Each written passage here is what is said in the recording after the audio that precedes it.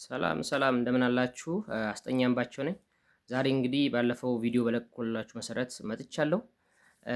እንግዲህ ከዚህ በኋላ በተከታታይ ተማሪዎች እንዴት ማጥናት እንዳለባቸው፣ የማጥናት ፍላጎት፣ የማጥናት ጥበብ እንዲሁም ደግሞ ለማትሪክ ኤንትራንስ ኤግዛም እንዴት በአጭር ጊዜ ውስጥ መዘጋጀት እንደምትችሉ ተከታታይ ቪዲዮ ስራላችኋለሁ። ስለዚህ ዛሬ ክፍል አንድ እንጀምራለን። ስለዚህ የዛሬ እርሳችን የሚሆነው የዛሬ የምሰራላችሁ ቪዲዮ ስለምንድን ነው? አስቀድሜ ወደ ዋናው እንዴት ማጥናት እንዳለባችሁ ወደ ጥናት ከመግባቴ በፊት እስኪ ስለ ትምህርት ትንሽ ላወራ ስለፈለኩ ነው። ትምህርት ለምን ያስፈልገ ማለት አሁን ብዙ ያው ካለኝ ልምድ የተነሳ እንደ ድርጅት ያየነው ነገር ምንድነው?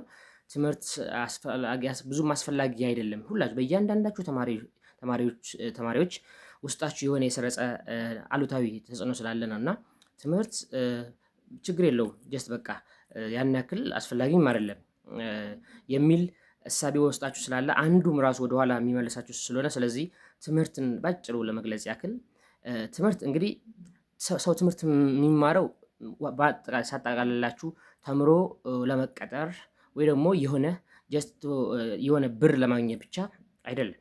ሰው ትምህርት የሚማረው የአመለካከት ለውጥ ለማምጣት ነው። ስለዚህ ትክክለኛ ተማሪ ከሆንክ ለምትማርበት ዋና ዓላማ ምንድነው? የአመለካከት ለውጥ ለማምጣት ነው። በአመለካከት ለውጥ ውስጥ ደግሞ ወይ ደግሞ ዓለምን ለመዋጀት ነው። ስለዚህ የሆነ ሰው በተለያየ እንግዲህ መንገድ እንደምታውቁት የሰው ልጅ ሁሉም ሰው የራሱ የሆነ ተሰጥኦ አለው። ተፈጣሪ የተሰጠን ልዩ ልዩ ስጦታዎች አሉን። ስለዚህ እነዛን ስጦታዎች ራሱ ተጠቅመን አውጥተን የሆነ ክሬቲቭ ወይ የሆነ ነገር ፈጥረን ስለዚህ ለእኛ ብቻ ሳይሆን ለሌሎች መትረፍ የምንችልበትን አቅም የምንገነባበት ነው ማለት ነው ትምህርት። ስለዚህ ትምህርት በጣም ብዙ ፋንክሽኖች አሉት። ከዚህ ውስጥ አንዱ ይሄ ነው። ሁለተኛ ትምህርት ማለት ዓለምን የምናውቅበት፣ ከዓለም ጋር የምንግባባበት፣ ከዓለም ጋር የምንተዋወቅበት አንዱ መንገዳችን ነው እና ትምህርት በጣም አስፈላጊ ነው። እኔ አሁን እንዴት በቃ ዋናው ነገር ምንድን ነው? ስለዚህ ትምህርት ላይ ያው ሁሉም ሰው አሁን ይበል እንጂ በየሚዲያው የተለያየ ቦታ ትምህርት ያው ለትምህርት ያለን አቋም ምንም እንኳን የወረደ ቢሆንም ሁሉም ሰው ግን በውስጡ አንድ የሚያውቀው ነገር አለ። ትምህርት በጣም ወሳኝ ነው። ትምህርት ባያስፈልግ ኖሮ ቤተሰብ ዋጋ ከፍሎ የግል ትምህርት ቤት እያስተማረ አስጠኚ ቀጥሮ ደብተር፣ ዩኒፎርም እየገዛ ይሄን ያህል ዋጋ ከፍሎ እየከፈለ ባላስተማረ ነበር ከጉድለቱ እያወጣ ማለት ነው። እና ትምህርት በጣም አስፈላጊ ነው። ስለዚህ የምንማረው የመጀመሪያው ለምንድን ነው ብያችኋለሁ? የአመለካከት ለውጥ ለማምጣት ነው።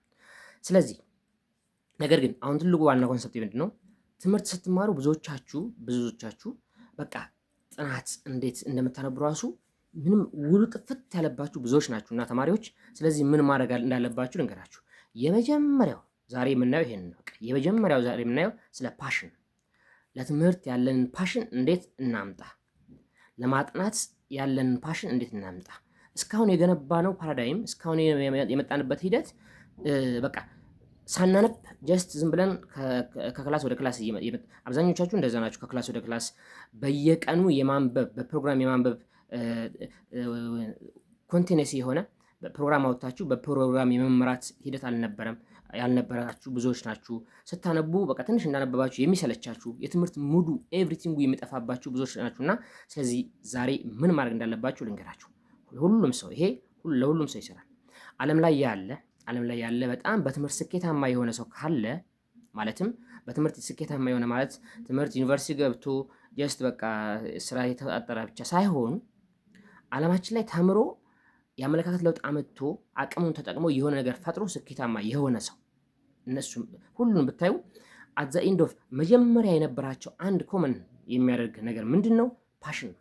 በቃ ፓሽን በጎበዝ ተማሪና በሰነፍ ተማሪ መካከል፣ በሚያጠናና በማያጠና መካከል፣ ዓላማ ባለውና ዓላማ በሌለው ተማሪዎች መካከል ያለው አንዱ ልዩነት ምንድን ነው ካላችሁን፣ ፓሽን ነው። ፍላጎት፣ ጉጉት፣ ይሄ ኢገር የምንለው ነገር አላል ለመማር ለማወቅ ያለን ጉጉት ነው እና ስለዚህ እሱን እንዴት እናምጣው ነው የመጀመሪያ የምጠይቃችሁ ነገር። የእያንዳንዳችሁ ፍላጎታችሁ ምን ያክል ነው? እስኪ ከ10 ራንክ አድርጎ ወይ ደግሞ ስጡት ብላችሁ ምን ያክል ትሰጡታላችሁ? አሁን ላችሁ የፈለኩት ነገር ምንድን ነው? ስለዚህ ይሄንን ፍላጎት ለማምጣት እኔ እስካሁን ካለኝ የ11 ዓመት የማስጠናት ልምድ እንዲሁም ደግሞ ከስመጣም ጀምሮ ስማር እኔ በየክላሱ ኮምፓውንድ እየወጣው ነበር ስማር የነበረውና የራሴንም ልምድ እንዲሁ ደግሞ አጠቃላይ ጭምቅ አድርጌ እዚህ ጋር በክፍል አንድ እንደዚሁ እንደ ኢንተርቪው እንደ መግቢያ ነው ቪዲዮ መሰራላችሁ። ከዛ በኋላ ግን በተከታታይ ርዕስ እየሰጠን በጣም ቅልብጭ ያለ ቪዲዮ ሰራላችኋለሁ። ኤኒዌይስ ፓሽን እንዲኖራችሁ ለማድረግ ዛሬ የመጀመሪያ የምጠይቃችሁ ነገር ምንድን ነው? ራሳችሁን ጠይቁት። ለምንድን ነው የምማረው? እሺ ባትማሩ ምን አማራጭ አላችሁ? እስኪ አቅርቡት። ለምሳሌ ትምህርት ላይ ባትጎብዙ፣ በትምህርት ስኬታማ ባትሆኑና ትምህርት ብትወድቁ፣ ፌል ቢያደርግባችሁ ትምህርት፣ ስለዚህ ይሄን እናደርጋለሁ ብላችሁ የምታስቀምጡት ቤተሰብ ያዘጋጃላችሁ እናንተ የምታመልጡበት ህይወታችሁን የምትቀይሩበት ነገር በቃ አስቀምጡ። ስለዚህ ምን አማራጭ አላችሁ ካለመማር ውጭ? የመጀመሪያ እሱ ነው። ይሄንን ጥያቄ ከጠየቃችሁ በኋላ ለምን እንደተፈጠራችሁ ለምን እንደምትኖሩ በቃ ይሄንን ጥያቄ ጠይቁ። ይሄን ከጠየቃችሁ በኋላ ማድረግ ያለባችሁ የመጀመሪያው ነገር ምንድነው? እንደኔ አሁን ወደ ዋናው ከክፍሎት ጀምሮ ነው ተከታታይ የሆነ ቪዲዮ ልክ እንደ ስልጠና መሰራላችሁ። እስከዛው ድረስ ግን ይሄኛው ወሳኝ ስለሆነ ስለዚህ የመጀመሪያው ነገር ምንድነው? ፓሽን እንዲኖራችሁ በቃ የማጥናት ፍላጎት የመማር ፍላጎት እንዲኖራችሁ የሆነ ውስጣችሁ የሚንቀለቀል የሆነ ምክንያት ፈልጉ። ማለትም ስትማሩ እስኪ ወደኋላ ተመለሱና አስቡ። ቤተሰብ እንዴት እየሆነ ነው እናንተ እያስተማራችሁ ያለው? እንዴት ነው? ምን ያክል ዋጋ ነው እየከፈላላችሁ ያለው? ስለዚህ አዘ ኢንድ ኦፍ ዘ ዴይ ቤተሰቡ አቅሙ እየደከመ ሲሄድ እናንተም መጨረሻ ላይ ቤተሰብ እናንተ ላይ በሚወርቅ ጊዜ እንዴት ነው ቤተሰብን ልትረከቡ ልትጦሩ የምትችሉት? በምንድን ነው የምትጦሩት? ያንን ስለዚህ እንዴት ነው ማግኘት ያለባችሁ የሚለውን መልስ ለመመለስ የኔ በቃ ብቸኛው መንገድ ብዬ ማስበው መማር ነው። ስትማሩ መፍጠር ትችላላችሁ። ስትማሩ ከፍተኛ ቦታ መቀጠር ከፈለጋችሁ መቀጠር ትችላላችሁ። ስትማሩ መውጫ መንገድ ታበጃላችሁ። ኤኒዌይስ ባጭሩ ይህን ስጠቀልለው ምክንያቶችን ከደረደራችሁ በኋላ ለምን እንደምትማሩ ካስቀመጣችሁ በኋላ አንድ በቃ ምንም ነገር እንትን የማትሉበት ነገር ምንድን ነው? አላማችሁ ምንድን ነው? ለምንድን ነው መማር የምትፈልጉት? በቃ ማለት አላማ አስቀምጡ። አላማ ከሌላችሁ ነቲንግ በቃ ማለት አለማጥናታችሁ፣ ጊዜ ማባካናችሁ፣ በፕሮግራም አለመማራታችሁ፣ አለመጎበዛችሁ ኤቭሪቲንግ ምንም አይመስላችሁ። ይልቁንም ይሄን ለመደገፍ ምክንያት እየደረደራችሁ ነው የምትሄዱት። በቃ የተማሪ የተደረሰ አይነት ነገር ማለት ነው። እመኑኝ፣ አላማ ይኖራችሁ። በቃ የምትኖሩለት አላማ ለምን እንደምትኖሩ ከዛም በኋላ ማለት በቃ የሆነ ለወደፊት ምንድን ነው ማድረግ የምትፈልገው? የት ነው መድረስ የምትፈልገው? እንደዚሁ አልተፈጠርክም። ራስሽን ከንቱ አድርገሽ አታስቢ። ስለዚህ የመጀመሪያው ነገር ምንድን ነው የሚሆነው? ለምንድን ነው የምማረው? የት መድረስ ነው የምፈልገው የሚለውን አላማ ቁጭ አድርጉ። ምንድን ነው መሆን የምትፈልጉት? ከዛ በኋላ ልንገራችሁ። ይኸውላችሁ አላማችን ላይ ያው የተለያየ ጸሐፊዎች እንደሚሉት አላማችን ላይ አብዛኛው ሰው እቅድ ይይዛል፣ አላማ ይይዛል። አላማ እንደውም አብዛኛው ሰው 97% የሚሆነው አላማ የለውም፣ ዝም ብሎ ነው የሚጓዘው። 3% የሚሆነው አላማ አለው፣ እቅድ ያወጣል፣ አላማ ያወጣል። ነገር ግን እቅዱን አላማውን አይጽፈውም፣ በጽሁፍ አይዘውም።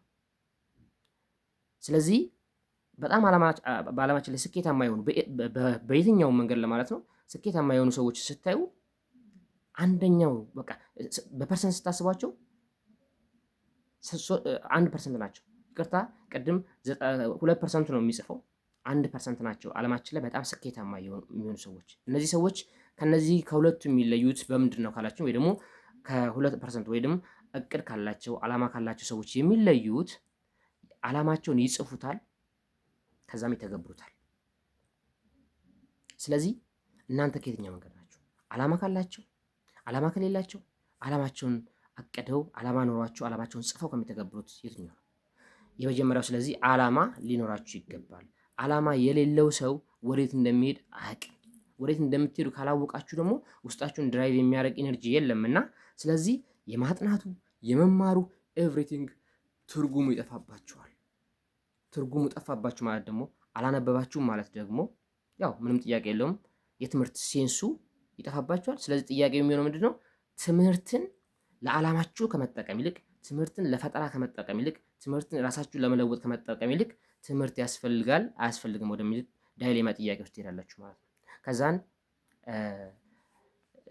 የሰነፍ አይምሮ የሰይጣን ቤተ ሙከራ ይሆናል እንደሚባለው ሁሉ በቃ ውስጣችሁን እናንተነታችሁን አሳልፋችሁ ለማይሆን ነገር፣ ለማይሆን ዓላማ፣ ለማይሆን ነገር ሰጥታችሁ እዚህ ጋር ማስኬድ የነበረባችሁን በእድሜያችሁ ማስቀጠል የነበረባችሁን መስራት የነበረባችሁን ነገር ሚስ ታደርጉና መጨረሻ ላይ አወዳደቃችሁ የከፋ ይሆናልና የመጀመሪያውን የምላችሁ ነገር ቢኖር ይሄንን የምነግረው ከ10ኛ በተለይ ከ9ኛ ክላስ በላይ ያሉ ሃይ ስኩል ያላችሁ ተማሪዎች ነው። በተከታታይ በነገራችን ላይ በትምህርት ላይ የእያንዳንዳችን የራሱ የሆነ እንትን አለው። በቀጣይ የሚመጣው የቤተሰብ አስተዋጽኦ ለተማሪዎች የእናንተ የተማሪዎች አስተዋጽኦ፣ የትምህርት ቤቶች፣ የአስተማሪ፣ የመንግስት እያልኩ በእያንዳንዱ እመጣለሁ እና ነገር ግን አሁን ዛሬ ልላችሁ ፈልገው እኔ እንዴት ፓሽን ማምጣት ስላለባችሁ በቃ ግዴታ ፓሽን ያስፈልጋል ትምህርት። ስለዚህ ባጭሩ እንዲገባችሁ የማጥናት ፍላጎት እንዲመጣላችሁ በየቀኑ ፐርሲስተንት ላይ አንብባችሁ ስለዚህ ለፈተናም ሆነ ለኢንትራንስ ኤግዛም ዝግጁ ለመሆን የመጀመሪያው ፍላጎት ነው። በቃ ፍላጎት። ከዛን ፍላጎት ካላችሁ የመማር ፍላጎት ካላችሁ ያው ዓላማ ደግሞ ሊኖራችሁ ይገባል። ዓላማችሁን ግባችሁን አስቀምጡ። ዓላማችሁንና ግባችሁን ካስቀመጣችሁ በኋላ ፍላጎት ካላችሁ ስለዚህ ባጭሩ መነሻችሁን ታውቃላችሁ። እንዳልኳችሁ ለምን እንደምትማሩ ማወቅ ማለት ዛሬ እናንተ ምን ላይ ናላችሁት? ቤተሰቦቻችሁ እንዴት ነው ያስተማራችሁ ያሉት? ስለዚህ የዛሬ ችግራችሁን የዛሬ ውስጣዊ ማንነታችሁን ትፈትሹና ይህን እንደ ምክንያት አድርጋችሁ ታቀርቡና ከዛ ደግሞ የት ነው መሄድ የምትፈልጉት መቅረፍ የምትፈልጉት ችግር ወይ ደግሞ የሆነ ልታስተካክሉት የምትፈልጉት ነገር ምንድን ነው? ስለዚህ የት ነው መሄድ መድረስ የምትፈልጉት የሚለውን ዓላማ ግብ ታስቀምጣላችሁ። መነሻችሁን ካወቃችሁ መድረሻችሁን ካስቀመጣችሁ ስለዚህ በዛ መካከል ምን ያስፈልጋል ማለት ነው? እነዚህን ሁለቱን የሚያያይዝ ቦንድ እሱ ፓሽን ፍላጎት ነው። ስለዚህ ያን ፍላጎት ለማምጣት ሁሌ ማሰብ ያለባችሁ የምታስቡት ምን ይሆናል ማለት ነው? መነሻችሁንና መድረሻችሁን። በጣም ተስፋ የሚያስቆርጥ በጣም የሚያስጠሉ ደስ የማይሉ ነገሮች እንኳን ብታዩ በመነሻችሁ ግባችሁን፣ ዓላማችሁን፣ መጨረሻችሁን ስታስቡ ሁሌ ኢነርጄቲክ ትሆናላችሁ። ስለዚህ ለዓላማችሁ እዛ ለመድረስ ደግሞ የግድ መንገድ ወይ ደግሞ እዛ ለመድረስ የሚያስፈልገውን ግብዓቶች ማሟላት እንዲሁም ደግሞ መንገዱን መጓዝ ያስፈልጋልና ለመጓዝ ዝግጁ ትሆናላችሁ ማለት ነው። እና ስለዚህ ተማሪዎች ጠንክሮ ጎበዝ ተማሪ ለመሆን የማንበብ ፍላጎት፣ የማጥናት ስልት ወይም ጥበብን ለመከተል ከዚህ በኋላ መሰራላችሁ ቪዲዮ ለመከተል የግድ ይህንን ዛሬ የሰራሁላችሁን ቪዲዮ አዳምጣችሁ ስለዚህ እነዚህ 3 ነገሮች ሊኖራችሁ ይገባል ብዬ አስባለሁ ማለት ነው። አሁን ካወራሁት ሁሉ ጨምቃችሁ የመጀመሪያው ምን ብያችኋለሁ? ምክንያት የምትማሩት ለምንድን ነው? የምትኖሩት ለምንድን ነው? በቃ ዛሬ ያላችሁበትን ማንነት መፈተሽ፣ ዛሬ እናንተን ቤተሰብን ማሰብ፣ ሀገር ማሰብ የመጀመሪያው። ስለዚህ ምክንያታችሁን ማወቅ፣ ከዛ ደግሞ እንደገና ግባችሁ የት መድረስ እንደምትፈልጉ እስከ የት መጓዝ እንደምትፈልጉ ማስቀመጥ፣ ከዛ እንዳልኳችሁ ለዛ የሚያስፈልገውን ፍላጎት ማምጣት ነው። ፍላጎቱ እንዴት እንደሚመጣ በቀጣይ በፓራዳይም ሽፍት የማጥናት ጥበብ ወይ ደግሞ የአጠናን ጥበብ ፓራዳይም ሽፍት በሚል ቪዲዮ በተከታታይ ሰራላችኋለሁ። ስለዚህ ይህንን ቪዲዮ አዳምጣችሁ እንደምትተገብሩ ተስፋ አደርጋለሁ። አስጠኛም ባቸው ነኝ። ቀጣይ እስከምንገናኝ ሻሎም።